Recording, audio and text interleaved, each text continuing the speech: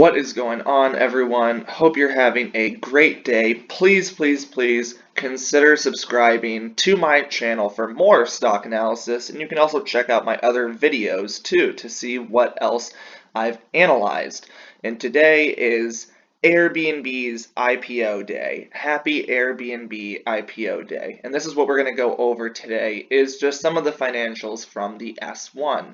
Just a little financial lingo, and S1 is something that a company puts out right before it IPOs. This is the only time that they do it, is this one form called an S1, and it just gives you all the information that you need to make an informed decision on, is this a good product or service, and should I invest in it?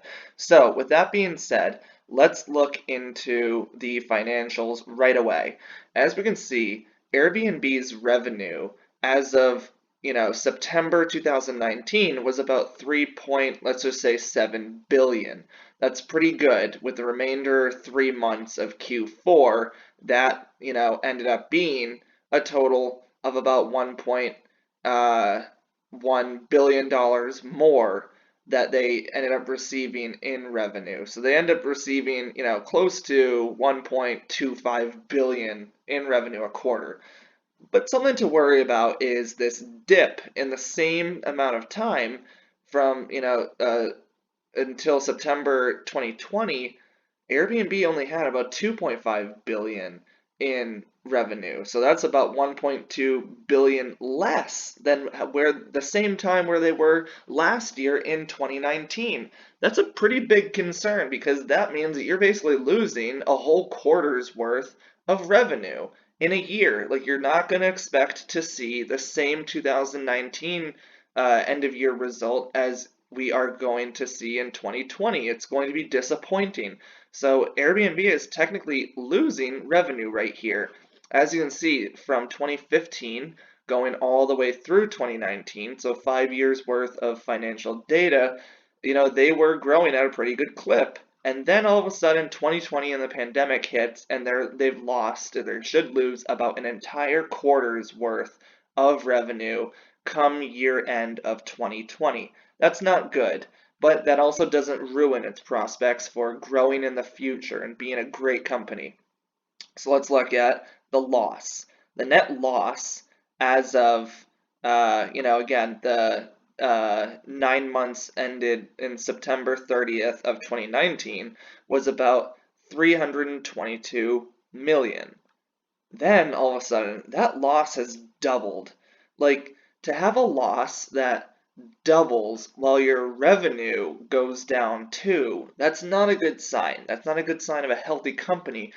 But it could be, and hopefully this is just my opinion, but it could be because of a down sector of leisure hospitality that Airbnb is in, technically. Yes, it is a technology company as well, but it is based in the leisure and hospitality business for the most part. It's like, Marriott, but the internet version of Marriott. So anyway, this is concerning. That's concerning to see during the same amount of time that basically all of 2019's losses have already been eclipsed by a lot just through September of 2020. That's not what you want to see, and this decline in revenue is also not what you want to see. So now let's look at the balance sheet, because balance sheet is also very important.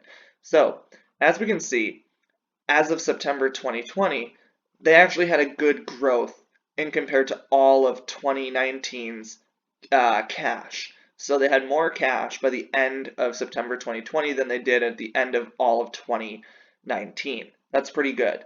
This is a bigger cash pile, and as we see, we want to see a growing cash pile. So that's not bad. And then the current assets are about 7.2 billion.